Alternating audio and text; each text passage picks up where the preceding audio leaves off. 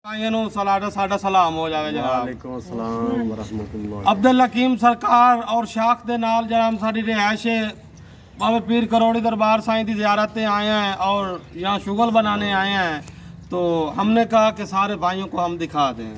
तो माशाल्लाह हम अपनी कार्रवाई शुरू कर रहे हैं। जो आपको अच्छा लगे तो लाइक करना है और सानू मुहब्बत देनी है इंशाल्लाह। ते मशहूर कसीदा होए अली मौलाया